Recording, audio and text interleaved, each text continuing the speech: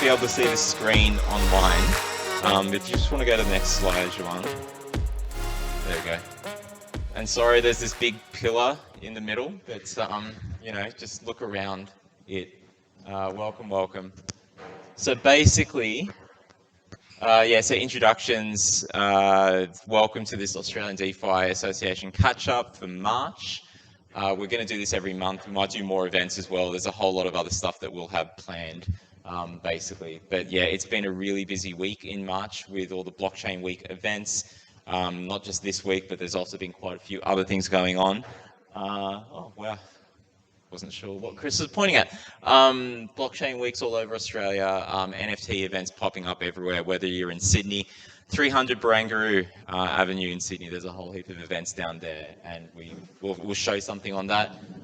Today we're actually going to do a bit of a show and tell, so there's a few people that are arriving. I don't know where, we've got some groups here, there's a few others that will come by, so probably more towards like 5:36 or so. And then around the room, so it'd be good to be interactive and talk to people what they're up to and, you know, what kind of brings you here, and we'll have a few presentations on that. So, oops, maybe I should just plug this in. Was it sideways? Yeah, side there. It's got to be facing up. Okay. You can tell I've done this before. So, there we go. All right. So, if we go to the next slide, thank you. It was weird just seeing myself up there. But anyway, you got a touch screen, isn't it? There we go. Okay, so a couple of highlights from the past. So this is just the association itself. We started off in January, the Discord, right? So we had a website, we were doing newsletters and stuff back in October, November, late November and December, and we really just opened up the Discord back in January with about 20 people on, because initially we started off with 20 people talking in a WhatsApp group, and they were just like going all over the place. There was like 200, 300 messages at a time if you wouldn't check it. So we just had to move to Discord, as many of you guys like know. And so we've got, as of today, 467, I think, people inside. The thing, we were cracking on just below 300 the last time we did the meetup, so less than a month ago. So it's great to see the growth. So key thing is just keep on bringing more of the people that are interested in this space, bring them along and tell them all about it, because whether you're a newbie, a beginner, or you really know what you're doing, like, this is a really good place to have conversations. During Blockchain Week this week, we've had channels where people have just been talking about all the cool, and not so cool things going on in the blockchain world. So yeah, definitely check that out. We've been doing some solidifying of connections with other groups, NFT Sydney. I don't see anyone. Oh, John is here, and Simo and Carl's not in? Okay. Okay. All right, cool. So we've got John from NFT Sydney here. There's other groups interstate that we're trying to connect with, and we might be doing some joint events, so watch this space soon. And then also just for NFT Sydney, they're running a big event down at Barangaroo, 300 Barangaroo, on the 2nd of April. Some of you guys are already going, but if you didn't already know about it, nftsid.io, and we can show something later. And then what else? We've got more contributors that have been coming into the Discord group, so more people wanting to be like community managers and helping out there, as well as people doing the newsletters. So it's been great to get that help, but we certainly need more. And then finally, it's good to see more people moving from Web 2 to Web 3. So if you're looking on LinkedIn, like I've seen some people move from the ASX to DigitalX and other Web 3 type companies. You see other people moving from TradeFi to more, so from the old school kind of jobs or whatever that, we see out there, to something, more blockchain related, which is really good. And let's go to the next one. And just continuing. This is some of the events that are going on in March, basically. So, I've just jumped in. I apologize to people online and here. Michael will not like it if I haven't done this, but I do need to do the acknowledgement, acknowledgement to country. So let me just get that up before we continue. So you guys have heard all this before, but we always need to do it. So I do apologize, and people online as well. Hopefully I'm coming through okay, but first of all, I acknowledge the Gadigal people of the Eora Nation, on whose land we meet today. I pay respects to their elders past and present, and also to all Aboriginal and Torres Strait Islander peoples here today. And I would also like to acknowledge the traditional owners on the lands on which you are on today. So thank you everyone for being here in person and online. Okay, so thank you, thank you. So going back to it, March has been, I don't know if you guys follow basketball, but there's college basketball in the US and they call it March Madness, which is when the NCAA tournament is on and there's a big kind of championship thing. So a lot of things happen there. It feels like here in Australia, this is March Madness for the blockchain space because, you know, January was kind of quiet, Feb was okay, but March is like a lot of stuff going on all around the nation.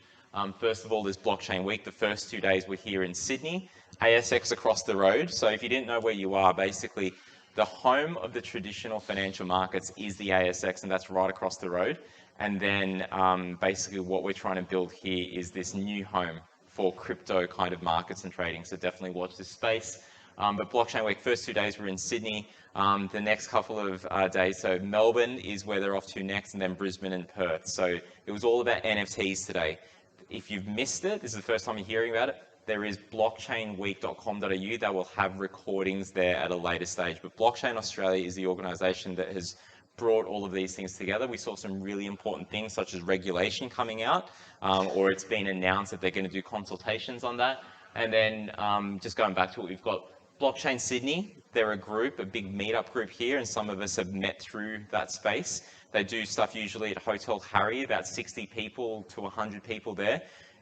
Yesterday they were hosting FTX, which is a big digital exchange that's just announced they're coming to Australia. They had about 400 people at the Burdekin. So, you know, it just shows how popular that is. And then Blockchain Professionals also had an event yesterday with Independent Reserve. So that's another trading group. Edge of Chaos, which is that NFT event, and I think we'll show some stuff on that. We'll show some screens from that. And I got to meet some of the crew down in Melbourne, which is really cool because we are all over Australia and growing. Sydney is the biggest branch, basically, or you know, group of people, but there's a whole lot more in Melbourne and Brisbane, and we're seeing some other people as well. And Juan over here came back from ETHDenver, so Ethereum do some events in this space, and so they're doing it globally. We've got Nilu here, who's got some, you know, has done some really cool stuff with ETH Global. So there's a whole lot of Ethereum kind of folks here as well. So we'll talk about that. Next slide. It was easier. I don't know if you guys were here last time, but like I had Arturo here, and yeah, so it was nice to not only be the one to talk. Come. Welcome. So this is Edge of Chaos. So this is down at 300 Barangaroo. Sorry for the pillar in the middle. But there's a big event down there, and the idea was that they were doing NFTs and art, basically, so mixing the technology and the NFTs. And so upstairs, it was like clear, you could see all these digital screens, and I've got one shot there, yep. And then downstairs, they had this orchestra playing because this was on opening night. And I don't know if you guys have seen Squid Games, but they were all wearing masks and stuff because the artist there, ELK, he's kind of like the Banksy of Australia. He does a lot of stencil art. So it's all about rebellion and chaos and stuff like that. So it was a very formal setting, but with these people with masks on. So it was a nice kind of contradiction and stuff there. And they had some celebrities that were there as well. So that was the orchestra. We've got stuff on our TikTok as well, and our YouTube. We'll put more stuff up on there, but you can see the videos. Next one, thank you. Oh, there we go.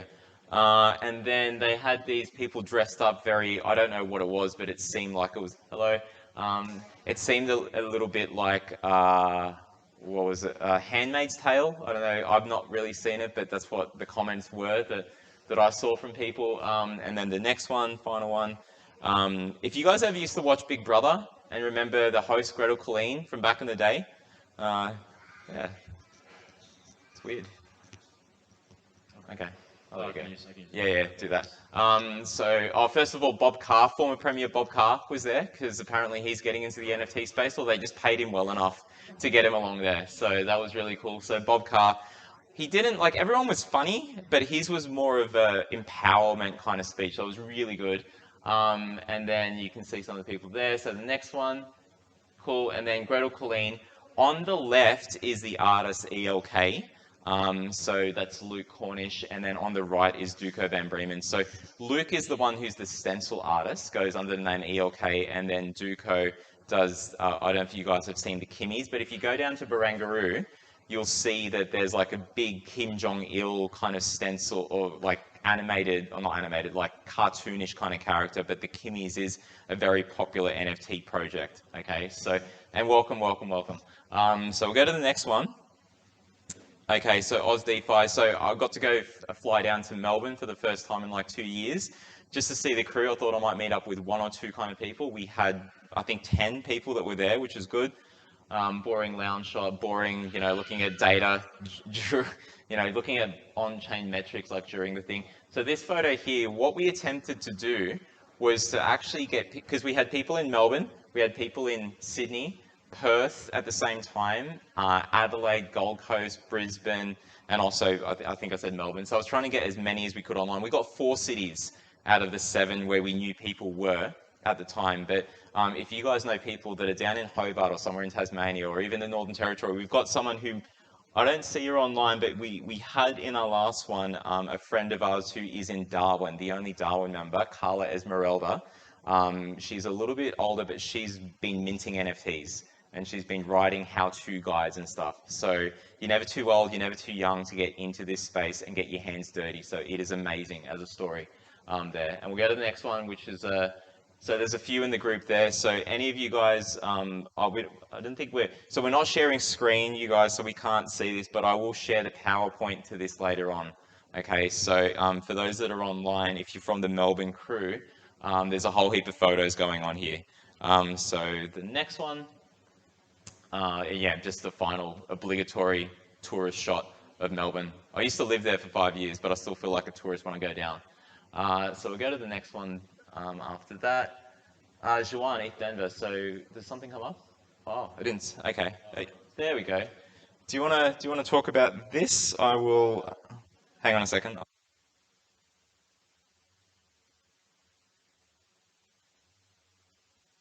Hey guys, it wasn't just me from here that actually went to ETHDenver. Dane actually went to ETHDenver as well. Um, yeah, so just about this event. It's actually free to go. You just gotta apply early enough. Um, it's mainly for builders, but you do see a lot of PCs ready to splash money at you if you got something going on. And I think Dane experienced this firsthand. Huh? Yeah, a lot of workshops. It's probably the longest Ethereum conference there is, probably like 10 days or 2 weeks. And then after that, you can go to Breckenridge to snowboard with them or ski. And then, yeah, there was this guy with like a McLaren with like a Doge pen job. Some people say it's like Joe Lubin, but yeah, it's unconfirmed. No, no, no. I don't know anyone that high up yet. What's the next thing? Oh, I make some notes actually. 1 second. Yeah, what's this party thing? What's this party thing that you got here? This screen. Yeah, so Harmony, they have like a massive community grants. Like I think, if I'm not mistaken, it was about $300 million.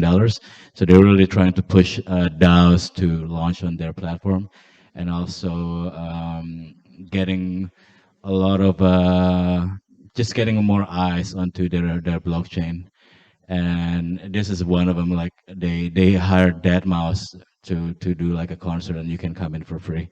It's quite impressive. I don't have any more photos. No, right? That's No, it. I Yeah, know there were videos as well, but yeah. we There won't have the was videos here. yeah, there was Kimball Musk, Elon Musk's brother, Andrew Yang, the Asian American presidential candidate. So yeah, really high caliber people. So the other thing, okay, why you should go if you interested in blockchain in general. I think you can hear about probably from the best people in the industry and figure out what the next narrative is.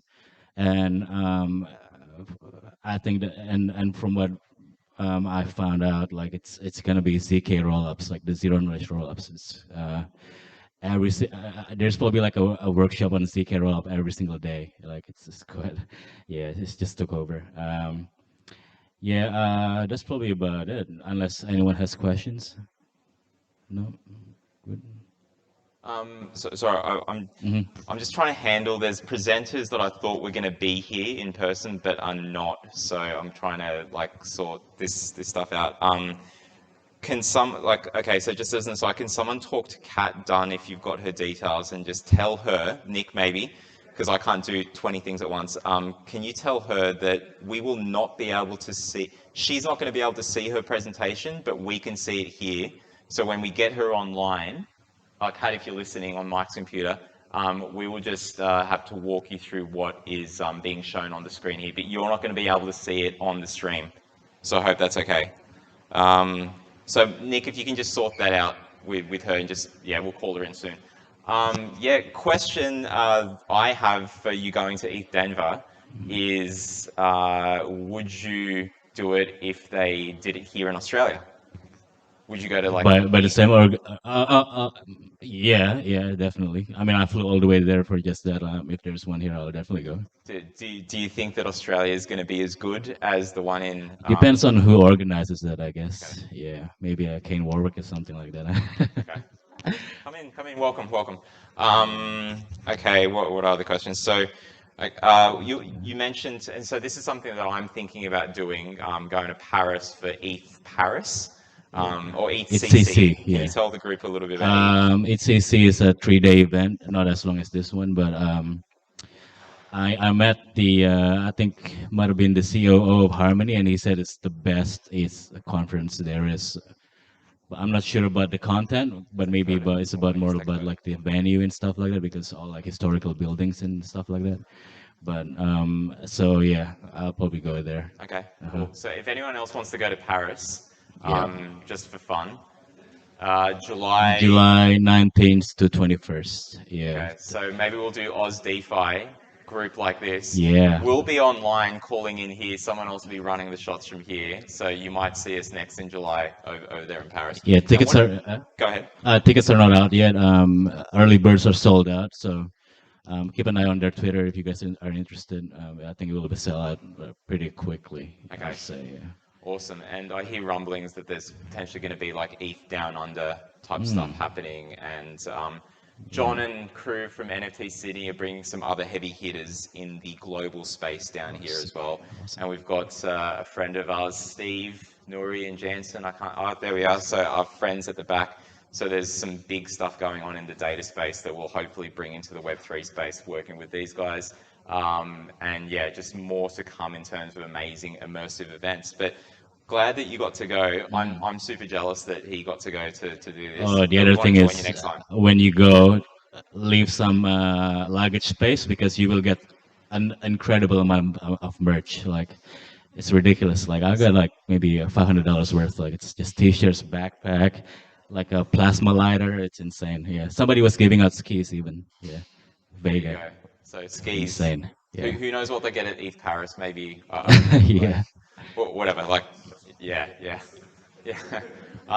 Okay, so Nate, that's really cool. That's good. Yeah.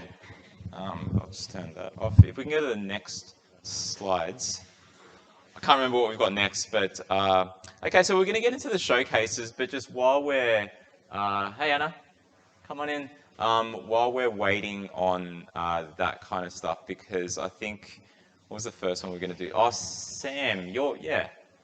I think we've got you up first. So we've got, have you got a team, your team? Oh, the others are still coming. Okay. Okay, cool. Hey Phil, come on in. So, so Kat or Mike, if you're there, are you guys online? I don't see you.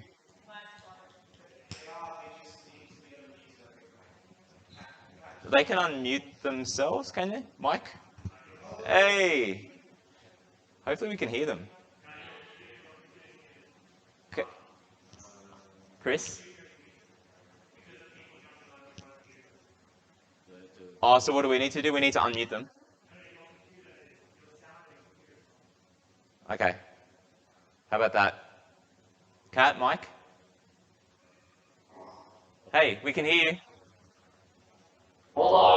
Jesus. Don't. So I'm just gonna. I'm sorry. Hang on. Cat, Mike. I'm just turning you guys down. Just hold on a second. It's really loud.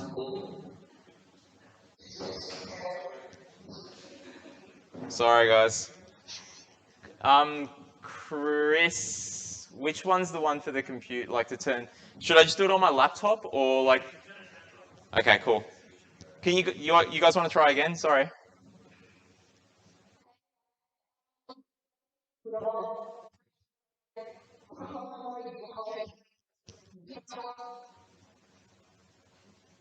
Ah.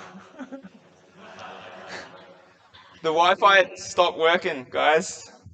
It's a great photo. It looks like they're about to drop the sickest album. Cat's gonna drop some rhymes. Okay, if that doesn't work, I might even try to call them on. I might try to call them on the WhatsApp and then try to do it through here because that's really technological, isn't it? So give us one sec. But yeah, I want them to talk about their thing, which we'll have in the next slides actually. So maybe if they disconnect, one sec. We'll see if this works. Hey, we're just gonna like put ourselves on mute on Michael's phone. Oh no. So Kat, I've got you on speaker. I can play you through my my microphone here, so that people can hear you here. And then we've got your showcase on screen. So we're going to go to the first slide, okay? And you can talk to it. Okay, fantastic. So And everybody just can hear me now. and just before, maybe just disconnect your Discord mic because you guys are stuck on screen at the moment.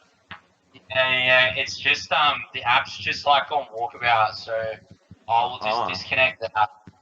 Should I try jumping? Don't worry about it. All right, guys, we're going to do this completely virtually. So I'm talking to what I assume are going to be some slides that Mark has put up about Angel Alliance, and I'm assuming you can all hear me. So thank you so much for facilitating this, Mark.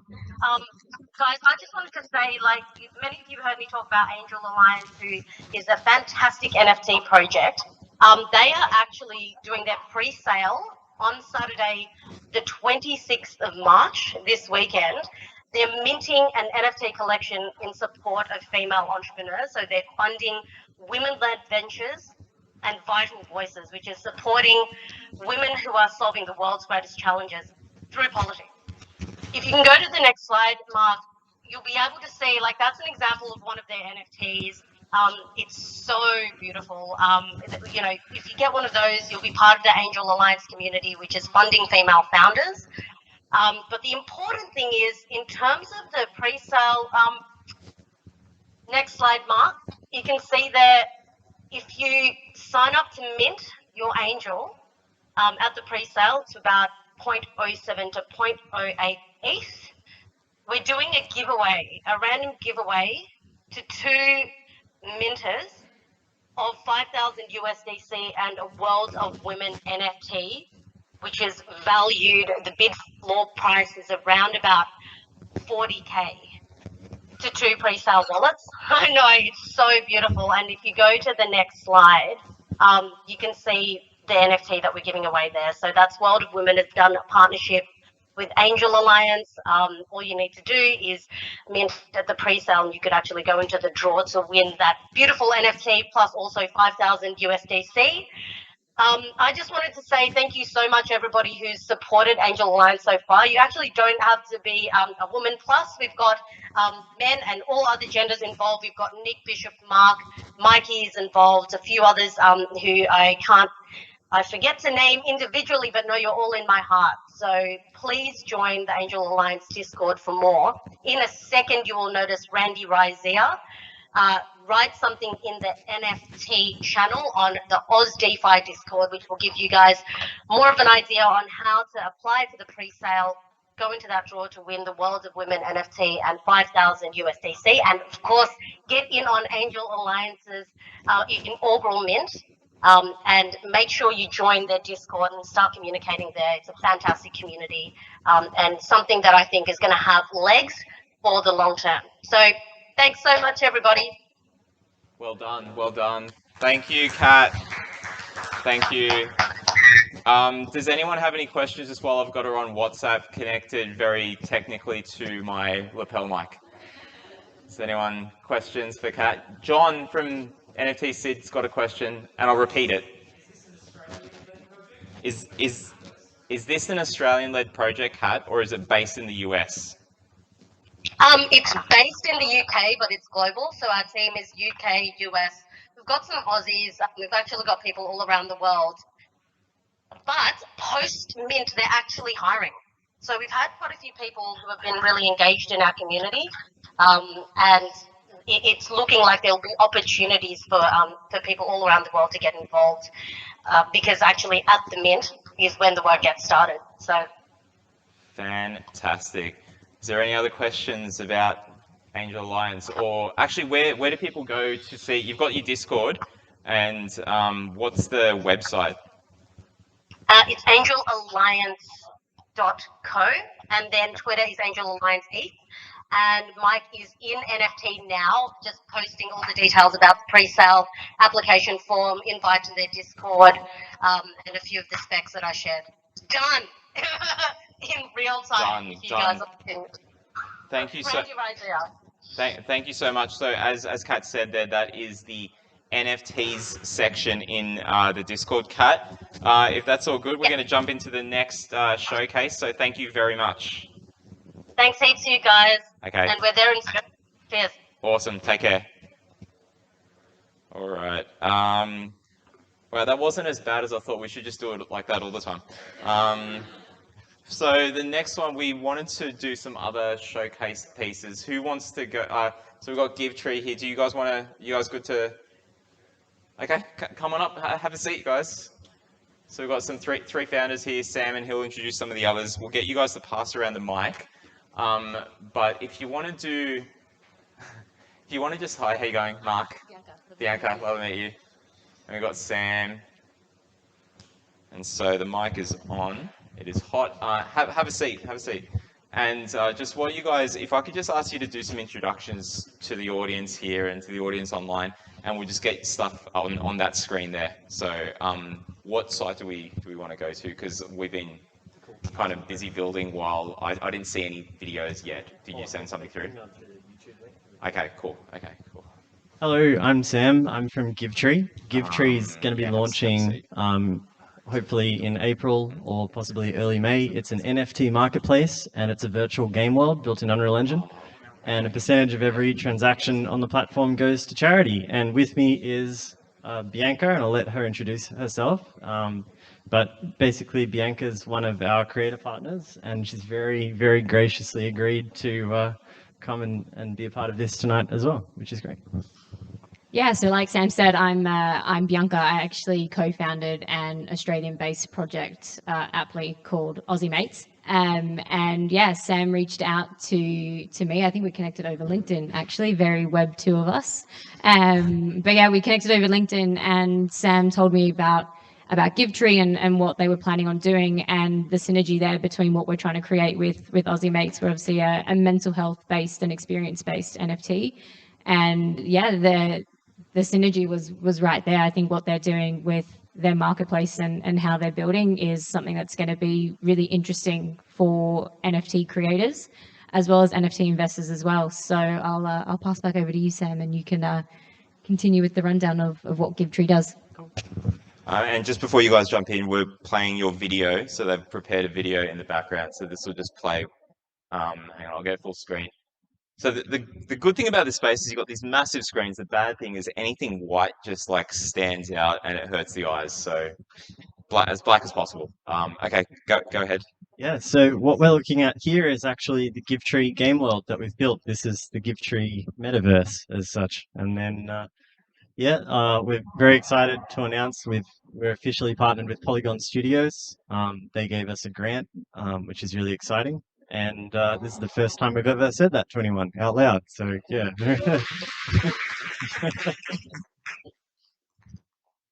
yeah. So we've got lots of cool stuff in the world. We've got trees, as you can see. We kind of referenced a little bit of Skyrim. We referenced a little bit of an anime called Attack on Titan. And yeah, we've just done a whole bunch of world building and stuff. And there's a lot more coming. I think the most exciting part though is as we start to bring some of our 2D NFT creations into 3D life for the first time. It's really exciting. And I think what's more exciting is that amazing creators like Bianca and Aussie Mates, who've got this sort of impact focus and would like to sort of donate a percentage of their sales revenue from NFT sales to a good cause. What GiveTree is going to do is sort of streamline that and make that really, really easy. So what Bianca and Aussie Mates are going to be doing is actually selling an NFT to raise money for our charity partner, Lou's Place, who's a local Sydney-based women's refuge. And that's a good example of how Web3 technology and creators like Aussie Mates and Bianca can use Web3 technology to earn an income for themselves and also do good at the same time, and help charities to earn an income for themselves using Web3 technology in this brand new way, which hasn't been done before. And that's exciting, because that as a new fundraising mechanism has the ability to raise quite a lot of resource for groups like Lou's Place. And you know, it's creators like Bianca and Aussie Mates who are going to sort of be driving that, and it's something kind of exciting about that. And GiveTree is aiming to sort of become a platform here in Australia and do something for the first time in Web3 that hasn't been tried before, which is this sort of impact marketplace linked in with a metaverse. And yeah, we really want to try and do that for the first time. We've also got investment from CeeLo, who's another blockchain and coin. And that's, I'm probably rambling a bit now. I might pass it back to Bianca. Yeah, look, I think further to what Sam was saying, you know, obviously with Aussie Mates, we're doing this charity donation for Lou's Place, but it really doesn't end there. And I think from a creator standpoint, and if you are creating an NFT project sort of in the room, and I just had a bit of a mental blank then. If you are creating one, I think there's use cases for them that sort of sit outside of just your traditional utility that we're sort of seeing at the moment, which, you know, is your staking and whatnot, which I love and I think it's great. But I think what Sam was saying is NFTs actually provide a really nice on-ramp for NGOs, for charities to actually build an additional revenue stream that obviously if the crypto goes up, so does their donation value. So not only are we working with Lou's Place, but with Aussie Mates, we're actually working with Livin, who are a mental health-based charity up in Brizzy. And what we're actually doing with them is bringing their Live and Well program, which they take to corporate and they take to schools, and actually bringing that into the metaverse. So it's just another way that we can use platforms like GiveTree that have created such beautiful spaces to actually create retreats, not only for people, but also as a way for brands and business and NGO to actually enter this space and further deliver on their offering. So I would just, you know, encourage that if you do have a causal aspect to the NFT that you're building, or if you are looking at an NFT that you're investing in, go beyond just the traditional donation path. Obviously, we're doing that at the moment, but I think where the brilliance of Web3 is that how can we actually evolve what's existing, or how can we create in this new space that brings people together in a way that's not been done before. And I think charity provides a really, really interesting way to be able to do that. So that's obviously a bit about us and what we're doing with GiveTree and what we're doing with Aussie Mates as well. But yeah, I'll pass back over to you, Sam, if there's any other things that you wanted to sort of cover off. Does anyone have any questions about the projects at all? Yeah, I was going to ask if anyone's got questions for the guys. I've got some preload. Oh, Nick with a question, and we might repeat it if, unless people probably can't hear it online, but shout it out. What have you got? Sure, Sam, what's been the biggest challenge in starting this amazing project? So Nick's just asked, what's the biggest challenge for standing this up and saying well done to Sam and crew? I would definitely say fundraising in Sydney has been the most difficult thing. But as far as like talented people motivated to work in Web3 and do something, I think Sydney's got plenty of that. Yeah. Where are you fundraising and how much are you fundraising? Sorry, I'm going to sound like a parrot here, but I have to for the people online. I feel so bad, but that was Jess and I just butchered her voice. Well, we're going to actually launch our virtual crowdfund tomorrow. So if you want to invest in GiveTree, you'll be able to as of tomorrow. Fantastic. Other questions of Juan?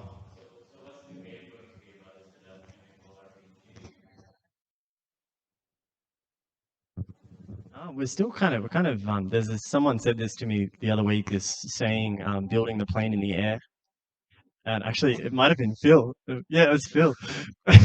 We're kind of doing that. We're kind of designing it on the fly. I'm working with some really good narrative writers, sort of X-Write Games narrative writers, to help me work through that process and make sure we get all of that correct. And I'm not really in a rush to do it because I don't really want to get it wrong. But I think initially what I'm really interested in doing is helping NFT creators bring their creations to life in the game and just sort of go from there. So we've already got like sort of 30 plus blocks of land that we've assigned to partners all around the world, including NFT creators and like Bianca and Aussie Mates, and then charities like Halfcut, and then Web3 organizations like Polygon Studios and Venly and Ready Player Me and all of these sorts of things, and then CeeLo. And I think, you know, for us, it's just about exploring, you know, what can we build for them, what can we do, and then working backward from there around, well, how should the game work and that sort of stuff. I think we're going to be very event driven initially, so very similar to like an alt space VR or spatial, and yeah, we'll slowly build out the game after that. Yeah. Any other questions for now? And where can people go? What's the website again, if we can just repeat that? GiveTree.io. GiveTree.io. We'll put it in, or maybe when you guys sit down on the Discord, maybe just add it to the NFTs channel, or we'll do it later as well. And the YouTube video. So did this just get released today, or is it a private video? Like, what's the? This one, so our game studio is powered by a local Sydney game developer called Blind Chihuahua, the amazing Paula Jones. So we've temporarily just uploaded this to the Blind Chihuahua YouTube channel because we were in a rush to get it done. Okay, this. Perfect, it works. All right, so but people can go to the website, they can check it out, and hopefully we'll see some more awesome creations and videos. But thank you very much for using our space to announce this awesome partnership and venture. We're looking forward to more of it. Thanks for having us. Thanks, everyone.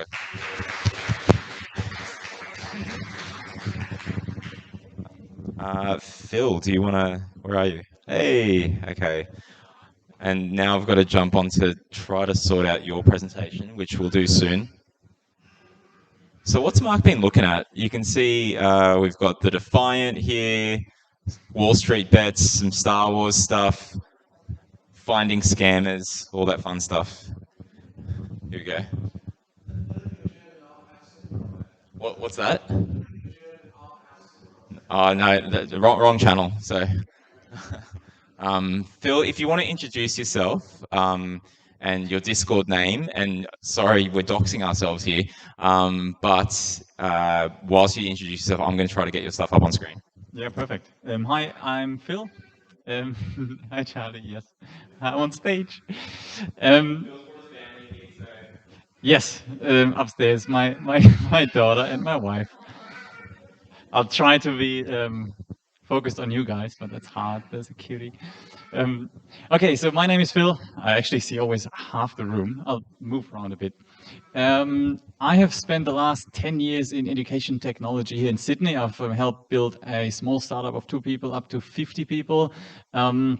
I was on the sidelines of Bitcoin. I was in Bitcoin when there was only Bitcoin and no other chain in 2012. And I exited Bitcoin, what I thought would be the thing of my life, at a 10x. And then I needed 8 years to get over that. But I'm back. And we've decided with my co-founder to tackle the education space in Web3. And this is what we've done in the past 10 years. This is what we are super passionate about. And today I want to spend a few minutes of your time to talk about our new project called Web3 Academy and what we want to build. Awesome. So as we all know, venture capital and investment goes crazy. It's been $28 billion in the last 12 months, and that's already outdated, with 450 million more going to Yuga Labs today, and probably a couple billion more coming in the next couple of days. So, thank you. Cool. So with that, what will happen is that adoption is a necessity, but also something that is inevitable. So with the the importance of education that plays a role in that mass adoption and closing the talent gap for the companies who now have billions of dollars to build their roadmaps, build their visions with people that have or that need skills that don't exist yet. We don't have that large talent pool that is needed to actually make use of those many, many $billion and building the vision and the future that we all aspire and want to have and will happen in the next 10 years. So we've set ourselves a big goal. We want to develop something that helps the next billion people to get onboarded into the Web3 space. However, that will develop over the next 10 years. No one knows, we don't know, but we want to help anyone to get started today so that we're all ready and to enjoy the ride and to be part of the journey towards that future. So how do we want to do that? And this is our vision, to use the zeitgeist that we have today with the Web3 movement and the community-led, community-owned way of doing things to create an education ecosystem that actually rewards all its participants and everyone who creates value towards that, which is not just the educators, not just the people who deliver the learning, creating the learning content, but also the people who make it a good experience for the learners. Often the learners themselves, by providing peer feedback, by providing peer mentoring, to help each other learn together. This is what we want to build over the next months, years, hopefully years, if we survive for long enough, to build something where a community can take care of education and building a network of partners and learners and educators to educate the next billion people. Right now, what we're doing is we've split that into 3 pillars. We want to tackle personal education, we want to tackle professional development, and we want to help businesses who are already in the space to educate their future and potential users, creators into on their platform. So personal, if anyone wants to get into crypto or Web3 or blockchain or however, hey baby, if she wants to come here, she's happy to. So we will create courses that are accessible, that are providing borderless education to anyone who wants to get in. Okay, come on. So you can start young, basically. So I don't know if you guys can see online, but seriously, the youngest person I've ever met getting into DeFi. So this is amazing. Thank you, Phil. Yeah. And Patricia for making this happen. Questionable investments that she wants to make so far. So yeah, what we want to do is giving anyone the chance to experience what Web3 means, what Web3 might mean for financial freedom, independence, and and we want to build that in a way that is not excluding anyone from learning. That's the personal space. We also want to provide a professional way, I hope that is clean, a professional pathway for careers. I've spoken to so many people who want to go into the space to work, to apply the skills, learn new skills. I'm being asked, what do I need to learn to get involved? You're working in Web3, that's so cool, because it feels like the bullet train going past and I'm in the Web2 world or the traditional world. And so we want to we want to provide certification pathways that tackle the skills that are most necessary. For example, the community manager. There's such a big need in community management positions and roles. And do I clip it on? Just hold it. Okay. Now play a duet. So, for example, community management, where it's it's about people building the skills they need to be successful in a new career. There's so much opportunity out there. We want to help them. Thirdly, businesses. There are so many projects and metaverses that are dependent on people building on their protocols, building on their standards. For example, metaverses like GiveTree that we've just heard about, or the Sandbox, who want and need people to build in their environment to make it cool. Because just having a virtual world with nothing on it and nothing happening, it's not that interesting. But once you start to onboard creators into your platform and create that ecosystem, that's where it's becoming really cool. But also, they all need people to build their businesses, because in the end, it's not just fun and games. There are businesses being built. There's a lot of money in the space. So the talent war that happens already in the world, that's just accelerating in the Web3 world because the talent pool is even smaller. So these are all the things that we want to help with. To fuel that. Back to mommy? Okay. I think I heard mummy. There To you go. To fuel that cycle, the flywheel that education can help with. So basically, it doesn't matter where you start, but let's say there are more businesses now because there was so much money being thrown in there. Those businesses attract talent. Talent needs to be built, so that's where education is needed. Once the people are there, they will build cool things. So we will have more products, more services, which then attract more people, but only if they trust that this is not some dodgy thing that is used for money laundering only, or tax evasion. So education is needed there as well to get people confident and happy to jump into this new world and making that just a normal thing and not something that is dangerous. So that's what... Yeah. All right. Yeah. And that's the flywheel that we will need if we want to have billions of people using it and making Web3 just a part of everyday life, which I'm 100% certain it will become over the next 10 years. Yep. And nearly done. So our roadmap right now, just to give you an understanding of what we're doing right now, it's currently me. I'm one of the co-founders. I have a partner, co-founder, Richard.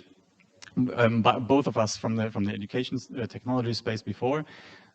The first thing we want to do is help as many people as possible to learn about Web3, all the different areas, and provide that for free with our courses. Then we want to focus, and that's what we're figuring out right now. What is the first certification pathway? What are the roles that are most in demand right now, where we think people would be interested in? Right now, prime spot goes to community managers. If you have any insights, please let me know. We're learning and building the plane mid-air as well. What we then want to do is first business-to-business customers to help them onboard people onto their system. Yeah, and then once this is all set up, and we made that a conscious choice to not go out, load it up, make it look fancy and cool, and the next great thing, and then launch an NFT, get some funding, and have nothing.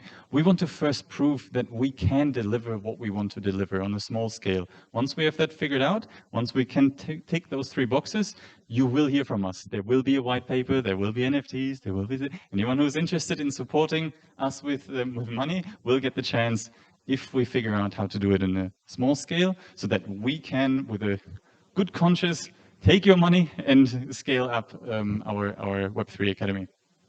All I heard was take your money, so I'm keen. Is that right? Yep. Okay, cool. And the next slide. Yeah, last one for today. I don't want to sell you anything now. For 5 free courses that we've decided just recently, we will launch them. This is the pre-sign up page. We will share, if you follow us, I love that we will have pictures of that floating around. How cool is that? Can you like pretend like you were taking the photo again? I know staged or whatever, but I just want to take a photo because it's important. Whoever, or just everyone, there we go. That's what we like to see. So on 3, 2, 1, we're going to say friendly. On 3, 2, 1, friendly. That's my Discord handle, that by the way. Discord if anyone name. wants to reach out, Discord friendly. So yeah, sign up. Tell your friends, tell your colleagues, coworkers, anyone who's interested. It's a beginner level, but there's always something to learn for all of us. We're all learning together. Thank you to our partners that have signed up already, which we will announce very soon. So if you follow us, you will get some rad announcements over the next couple of weeks that we're not talking about yet. But yeah, Crypto Karen is also one of them. So thank you for allowing us to peek into your content and use that. So one of the collaborators and partners. We want to build a network of partners because we can't develop all the content ourselves. We want to bring people together. And Sam, thank you for supporting us as well, which we will announce in a larger fashion as well very soon. So thank you very much. Questions? And we'll have some, sorry. I think you, yeah. I've got to work out the technology. There we go. I'll get you to hold this and I'll pass the mic. Test. Hi, how you going? It's Sally here. On Discord, it's Gallum, the ice cream. Hi. First and foremost, Bill, I've been in this space now in Web3 for about 6 to 8 weeks.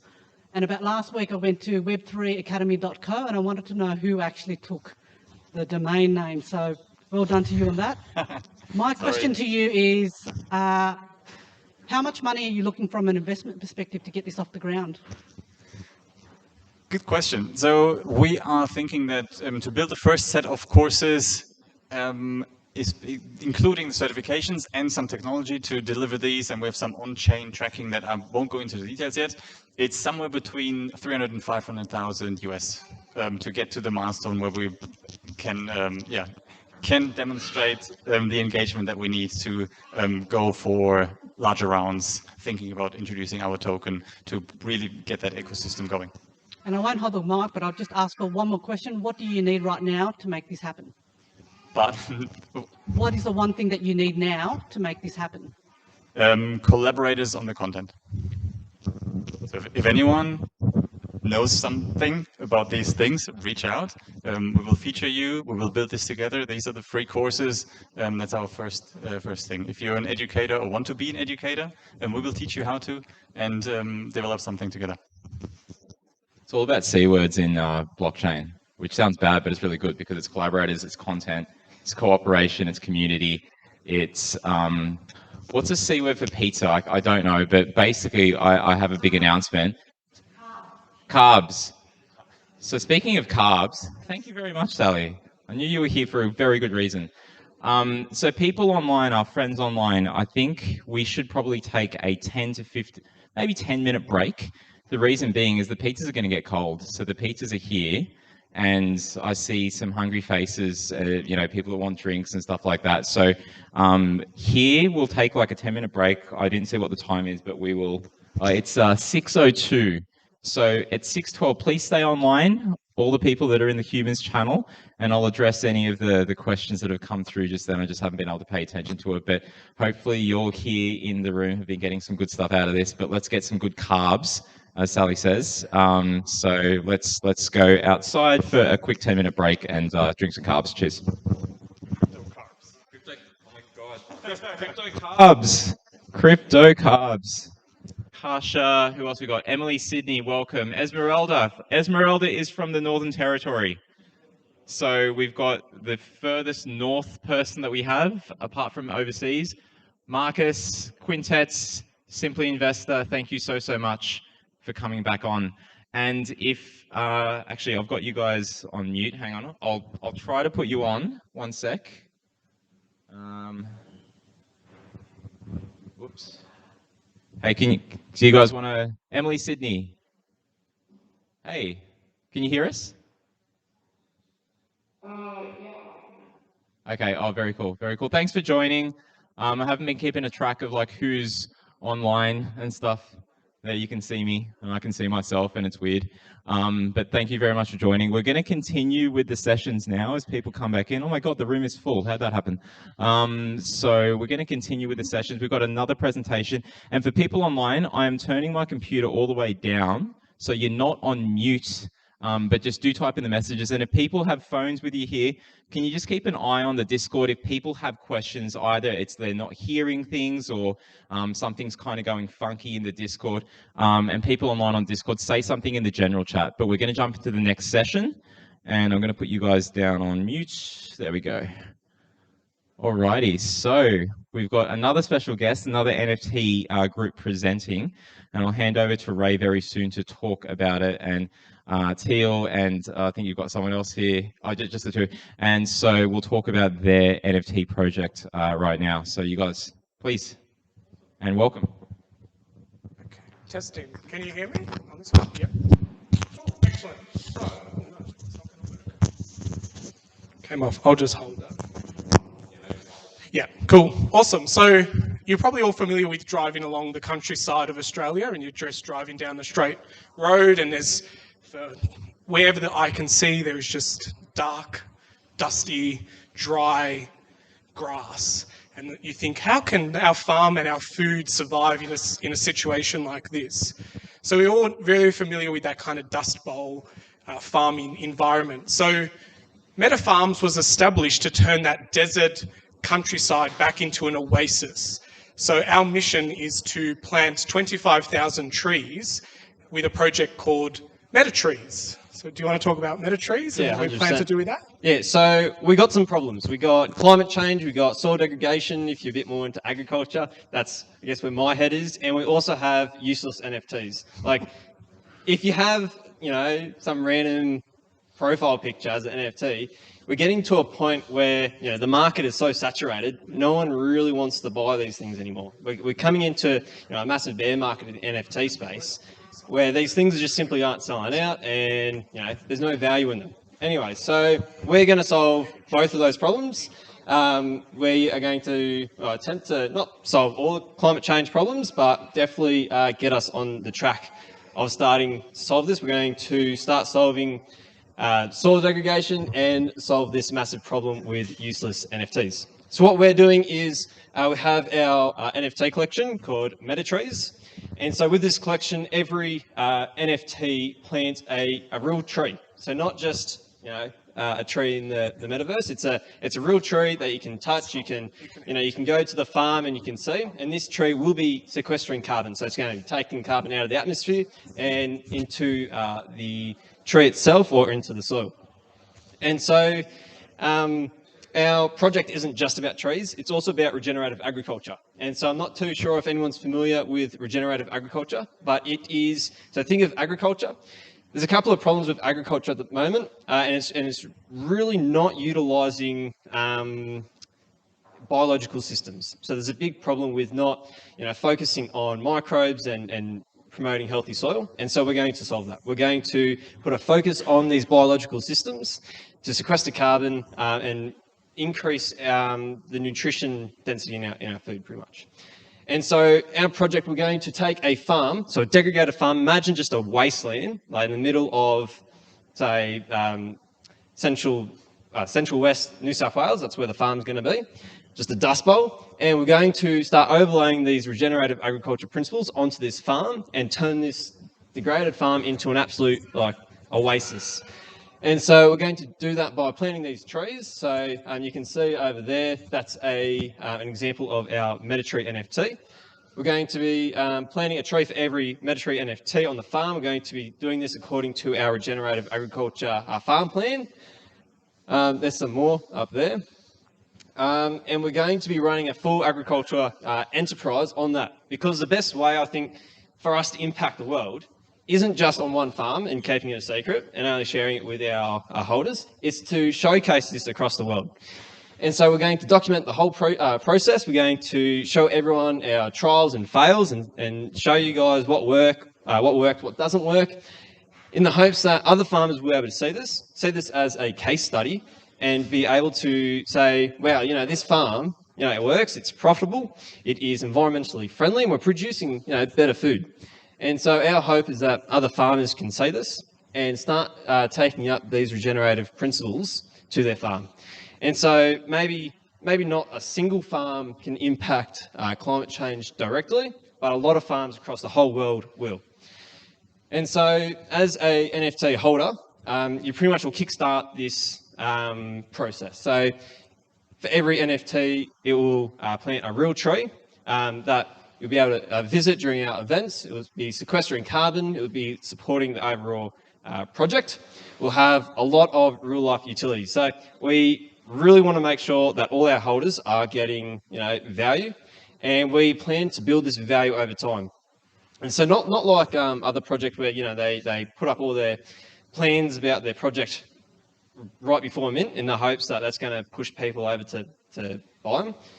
But we plan to have a slow uptake, but constantly building value for our holders. And trees take 25 years, 35 years to grow out. And so this is a life commitment for us. We are going to see all these trees through and extend this project way out. Ray, do you have anything? Yep. So the difference with our project is that we both come from the regenerative soil space and educators. So we've both got YouTube channels. We're Doc's team. We really wanted to put our name and our brand to amplify what we're already doing. So instead of creating a roadmap and saying, we might build a game, we might do this, we'll let the community kind of decide what our DAO looks like, we've kind of come with, this is what we're already doing. We're passionate about it. Soil science. I've been running an education online soil learning center for the last 5 years, especially during COVID. Everyone's become really interested in food, nutrition, making sure that we're eating better quality foods, especially with all the food shortages. So we thought, what a great opportunity to really open source that and amplify what we're already doing, and then go, well, how can we use NFTs and our interest of being on that fringe and the edge of innovation to scale it up? We could have taken this project to Kickstarter or to any other crowdsourcing GoFundMe and kind of had the same outcome. But I was like, that's too Web 1, Web 2, let's go something Web 3. And so I've been in the crypto space from a very long time. I met people at the hackerspace in Melbourne in probably 2012 when CoinJar just launched and got licensed in Australia. And I didn't buy enough and I sold too much, and here I am to still hustle. But I feel like I've been at that edge and early adopter of technology, and NFTs is just another one of those. So, we're really using this project as a way of being what's known as kind of green chip NFTs. So it's a bit of a play on blue chip NFTs and blue chip kind of companies, but really projects that are leaving the planet better than the way that we found it. And that's kind of like my life mission, and also Teal's with the soil nurturing. So, we want to open source that education to farmers so that way they can see what we're doing here in Australia and go, I can do that on my farm. And we hope that we have meta farms all around the world in the future and use this as like a bit of a blueprint to say, this is what we've done here. How do we copy and paste this model and partner with farmers all around the world to regenerate their property using NFT crowdfunding systems? So we went with 25,000. Everyone's like, why 25,000? Well, that's just kind of like what we wanted to, the number of trees that we felt like we needed to put on a property in order to make sure that it's regenerative and building back the ecosystems and the way that nature intended farms to be. And we lowered the price of the mint. So there is 0.035 ETH. So that's kind of where we're at with the minting. We are still in whitelist mode at the moment, so we actually drop our minting drops this Sunday for public mint and whitelisting this Saturday. So it's all very nice timing with all these events and blockchain week and everything, but we didn't plan it. It's just the way the universe kind of aligned themselves. So yeah, anything else you wanted to add? Yeah, I think just in the general NFT space, I think the green chip NFT space is really, I think it will definitely trend in the next few months. And just to speak a bit more on that, it is, that more environmentally friendly, making impact on the world. So there's a couple of other great, that's me, some great projects like Cycloturtles. They're really good. Highly recommend checking them out. We're going to partner with them too. But keeping an eye out for these really impactful projects which have this real-world application that you're not only getting this asset, the NFT itself, but you're also making an impact on the world. Yeah. So if you've got nothing to do this Sunday and you want to plant a tree. See, the good thing is that you get to mint it, and then we do all the heavy lifting. So we plant it, we nurture it. Each tree is going to be geotagged, so that we'll build a spreadsheet, maybe a DAO. We'll see what kind of happens. But you know, a Google map where we'll have all the pinpoints of all the trees. And so one day you'll be able to come to the farm and actually find the tree that you supported. And we might even, you know, do other layers of like sponsoring trees in other people's names or trees in honor of certain people.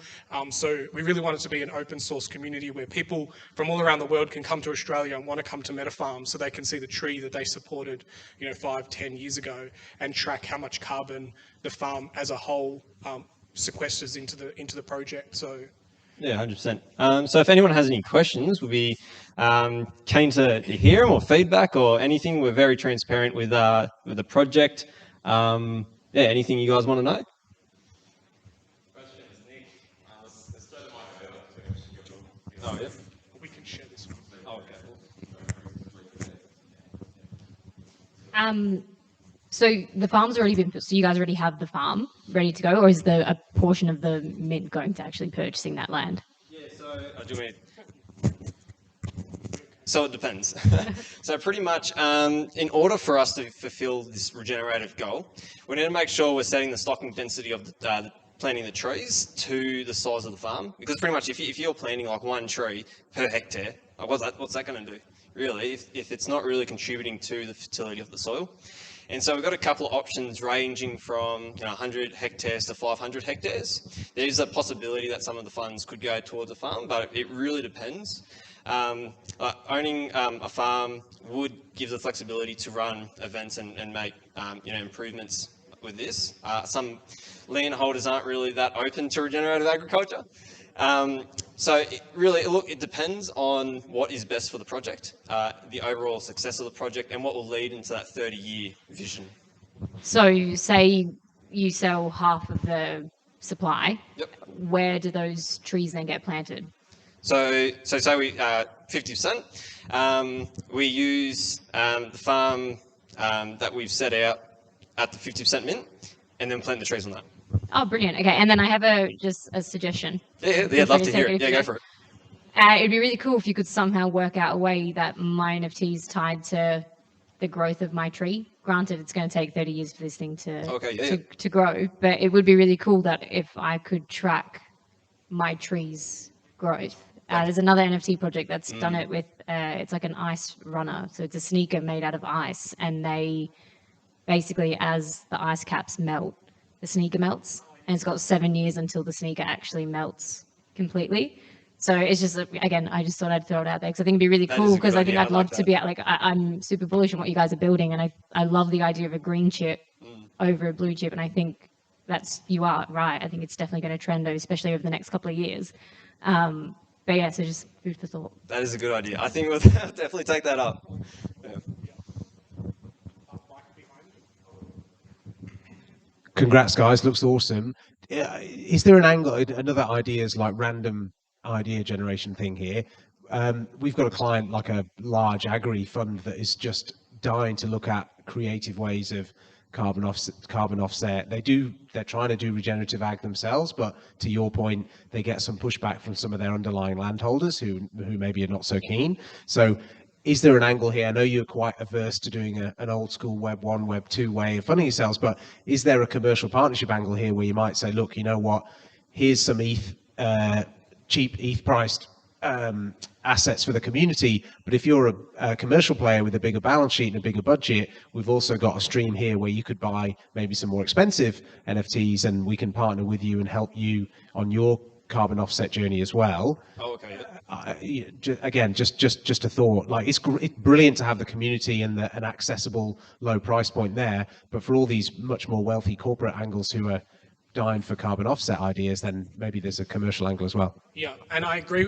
And I think what we want to do here as well is create that community where we can then help amplify other projects as well. And so, yeah, that more premium mint, we actually did play around with the idea of having this as two sets, build community first, then a more premium mint.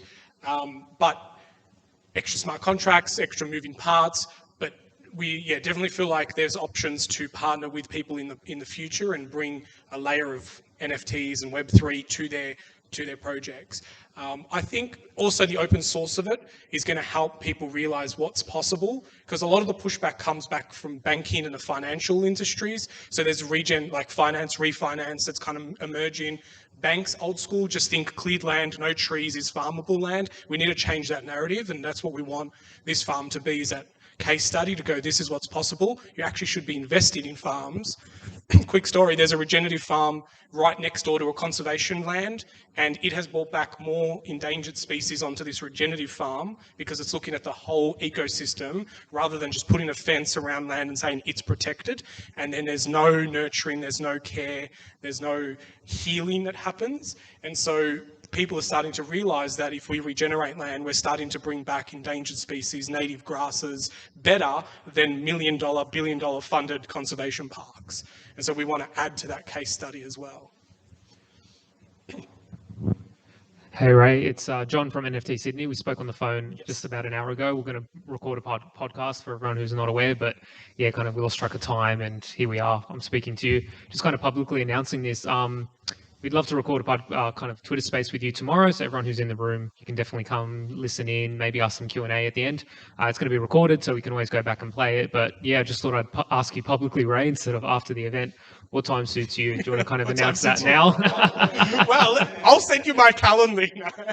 Yeah, I don't know, maybe I'll have to check with Teal, but I'm free all day because I've blocked out this week for minting requirements, so I'm free all day. Okay, all good. If you're not on Twitter Spaces, like, please get on them. They are just absolutely the most wholesome place to live in with the NFT space. They're like Clubhouse, but 10x better. Twitter really just pulled that, we're going to steal your idea and make it better because we've got the network effect. Twitter Spaces, by far, I can hang out in them all day while I'm doing work.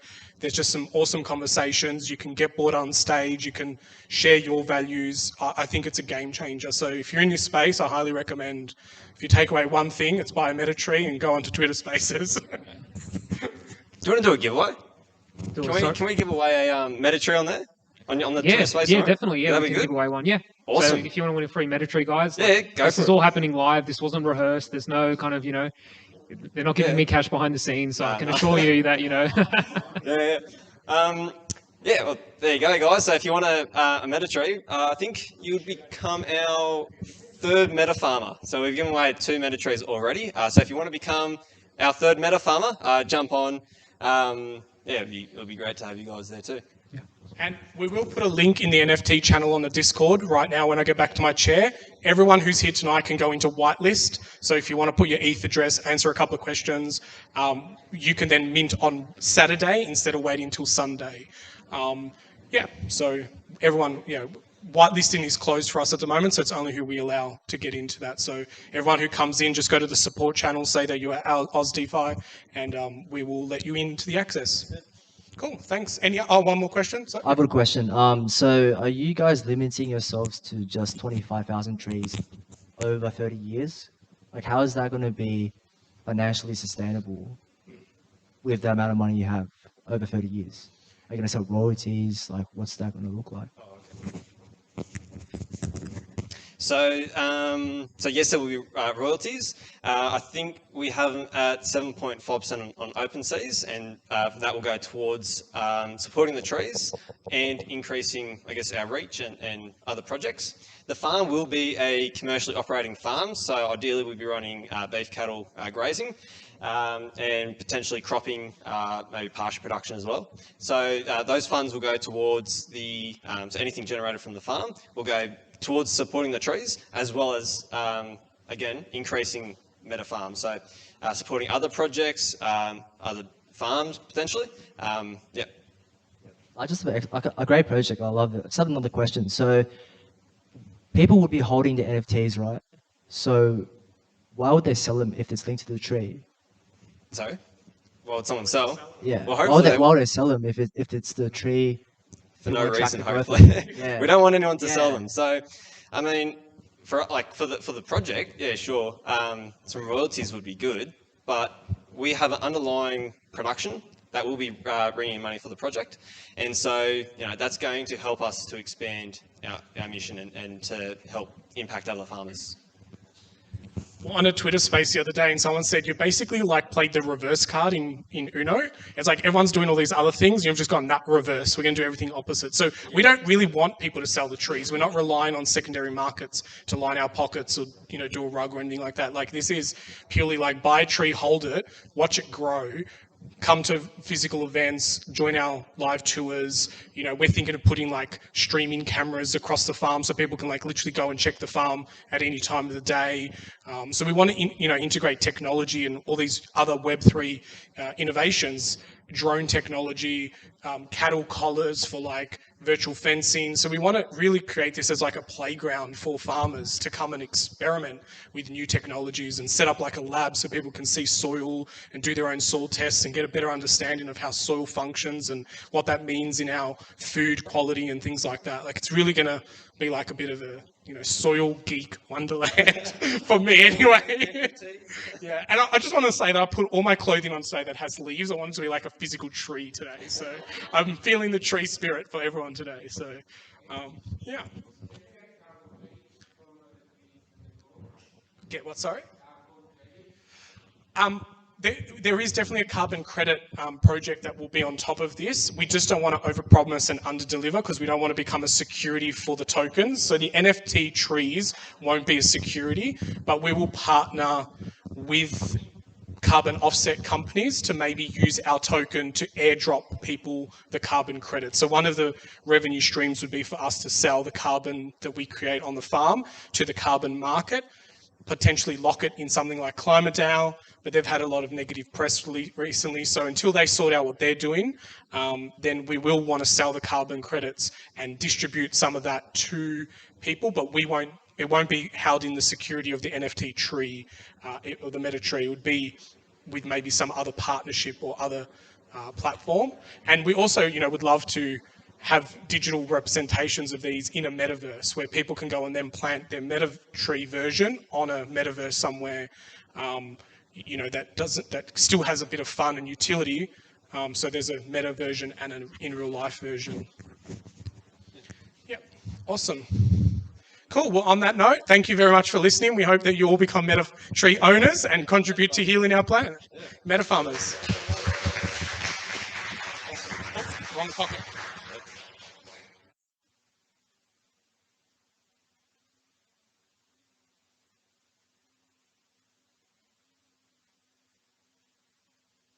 Sorry, there we go.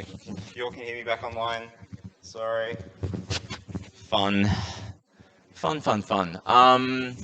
I had a few things. Like, I wanted to go around the room and kind of talk to people about what some of the things that you all have been seeing. I'm gonna pick on people in a good way, though. I'm gonna point out some people that I want up here to talk. But before I do that, we've got a giveaway to announce, and it's not these awesome shirts. When community, they go when Lambo, when Moon. When community, because that's what it's all about, right? Like, we're all here as part of this community and it's going to grow. We'll be interstate and everything. But this giveaway, my friend Sally has something, but before you pull it out of your bag, I'm thinking of a number between 0 to 1,000, and I'll pick the first 5 people to put their hands up and pick a number between 0 to 1,000, and the closest is going to get the prize. Aaron. 924, 633, 382, 381. I'm going to go this side of the room. Sorry, Jess. Nilu. 1. Okay, 633 was the closest, and I've written it down so we can prove it. Who 633? Oh, 633, yay! Okay, so the number was 568. So yeah, corny. Sorry about that, guys, but yeah. So please claim your prize.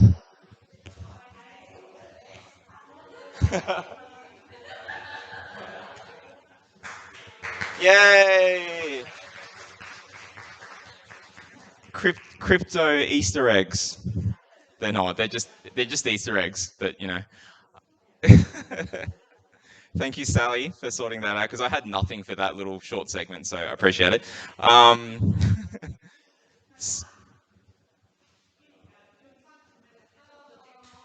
Oh. Community, and it's one of the things that I love coming into this space. Thank you so much. No one is too old. And Yeah. don't laugh. Oh no. Well. I'm only laughing because I'm old as well, so it's okay. I'll let you guys guess amongst yourselves how many decades I've been on this earth. So I wanted to. We'll talk about a few other things, but I want to get some more audience participation. So, given that we've got some regulation stuff that's been happening with Blockchain Week, and we have a few people who are in the legal profession and stuff here. Oh, there you are. Hello, Harry. So if you guys didn't know already, Harry Dell is on TikTok, does a lot of great streams on there, a lot of great videos, and is well-versed and is my go-to guy for anything regulation-wise. But I just wanted to ask you, Harry, if you wanted to come up and have a chat. Very impromptu. This was not planned at all. No, zero planning. Zero planning. So if I was to set up and wanted to move to the Bahamas, no, I'm just joking. Let's do it. No. I guess I just wanted to get your initial thoughts, given that Blockchain Week and regulation has been announced that they're going to put into place, there's consultation going on. First of all, what does consultation mean in this case? Consultation means asking the question, but they already know at least half the answer. And that means you need to be as loud as possible. Okay. And unfortunately, you need to be as consistent as possible. So it means that groups like this one need to coordinate with other groups, because if we're all saying different things, what they're going to say is, no one knows what they want, we'll do what we think is best. So we need to be saying the same message, and that's ASIC regulation certainty, because when that happens, the institutions get the thumbs up to start investing. You get tax certainty as well, which I think is the most important. And then investors are going to have the thumbs up. Super funds are going to have the thumbs up. Everyone's going to be fully into this. It's the barrier in this country to that mainstream moment that they were talking about on Monday at Blockchain Week. It's on the precipice, but that regulation piece is the last piece. And it was no accident that was announced on Monday when Blockchain Week started. They've been working very closely with the senators who appeared at that week as well. And you need to be working with all of them. So when community has to be now, because if you don't get it, this is the only opportunity you've got. Fantastic. And speaking of When Community, the t-shirts, we're getting a whole batch printed up. So navy shirts, bigger writing than this, and When Community on the back. We'll have the white shirts as well, but I think the navy ones are just going to look better. So we'll start putting out some order forms if people want to get in on that. I'm going to get you guys a good price, don't you worry. And back to regulation, which is fun. But where do you kind of see things moving in the next couple of weeks? How soon will these consultations kind of take place, and when are we going to get results from that, do you think? In a couple of weeks, nothing will change. It's, for example, the one I'm the most connected to is the Board of Tax, and the Board of Tax report isn't even due until December 2022. So we're not really going to see any reform until next year. What we are going to see is ASIC is changing their regulations, their own, the RG guides and things like that. That's going to start to change in the next few months. Next few weeks is nothing in the scheme of things. Really important that we're actually learning from other countries overseas. So Dubai has just put into place significant crypto reforms where they will basically allow anything except for legitimate securities to do whatever they want there, which is great. That at the moment I see Dubai as Silicon Valley, and Australia's going to have to work really hard to subvert that. We're putting in the effort. Unfortunately, it's an election year. So if we have a change of government, that might kick it down the road another 6 months, might look completely different. Whether that's good or bad, we don't even know yet. But the groups are already starting to organise. So, CA Australia, CPA Australia are starting to talk. Some of those bigger institutions are already moving. Some of those bigger tech companies in this regulatory tech space are moving as well. And these community groups are already talking about it. It's already like, people are trying to scoop together everyone in one bucket to make that consistent statement. It's really hard though, because we're all individuals with individual ideas, and we can't all have everything we want. I think we need to get comfortable with that. I missed that last part about not having everything we want, so I'll just skip over it. Yeah, Final question is, Geez, what would the final question be? Does anyone have a question on the regulation stuff? I'll cede my final question to someone in the group. Does anyone have a question on the regulation side? Yes. Hang on. Yeah, sorry, I'm a tax guy. So my quick question is, when you have suggestions or whatever opinions, what's the best way? Like, what would you do when you want to bring in, say, Dubai is doing something better, which Australia should be doing, or what's the best way that you've been reaching out to the government, which as a CAANZ member or whatever, we could ask our community to do the same? The best way to start with is with the formal consultation. So to put those ideas together and make sure that everybody around you knows about that. Because if only you are seeing this cool regulation in Dubai, it doesn't get heard. The next thing is, write letters to your member of parliament, your local member, make this an important issue. Because if we don't make it important, it's not going to be an election issue, and it should be. The LNP is trying to make it one, and I think we should help them make it one so that we can get the best outcomes there. But like posting stuff in Discord, like that by itself raises that awareness, feeds into that formal consultation, feeds into that awareness in the broader community, and that's all you can do is just be noisy. Perfect. So you're saying vote? Yes. So I think it's illegal not to. Oh, okay. Oh yeah, that's right. We're not in America. What am I thinking? No, yeah. I don't know much about law, so Yeah. Guys, sorry, question. Do you think governments will mess up the whole decentralized element of space? Yes. Because it's by definition, the government is a centralized entity that we've appointed to manage services. But also on that, we don't want everything to be decentralized. It's very sexy. Let's start a DAO, but democracy is a very dangerous tool because not everyone is super intelligent. Maybe all of us in this room, maybe everyone here, but there's so many people that will do the wrong thing. So government being centralized is a good thing as a general proposition, and then things change from there. But a lot of them don't get it. And we saw that with the EU vote, where there were people voting against proof of work mining without actually understanding why it's actually a fantastic security feature. It's got its downsides, but you can deal with those. But they didn't even look that far. They just saw the narrative. They saw Elon Musk on Twitter and they get upset. FUD. Yeah, the FUD. It's everywhere. And we'll see how they go. Tax is a massive lever in this country. Very hard to compete with nil tax in Dubai and the Cayman Islands and such. But so we need to build out those other services, that regulation, offer those securities, offer DAO listings and things like that. It's going to be very interesting the next 5 years in regulation. Maybe not everyone will be interested, but I will be. Fantastic. Thanks very much, Harry. No worries. For the interrogation.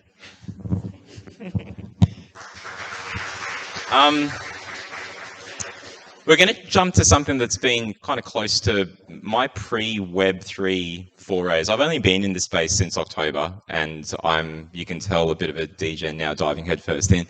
But before this, some of you might know that I used to work in finance and did a lot of stuff there. I did a lot of stuff in the ETF space. And if this gentleman has heard the word ETF, he knows it's his cue to come up. Jeff. Guys, welcome to the stage, Jeff Yu from Monochrome Asset Management. Hello. All right, so Jeff has flown down from Brisbane, yeah? Yep.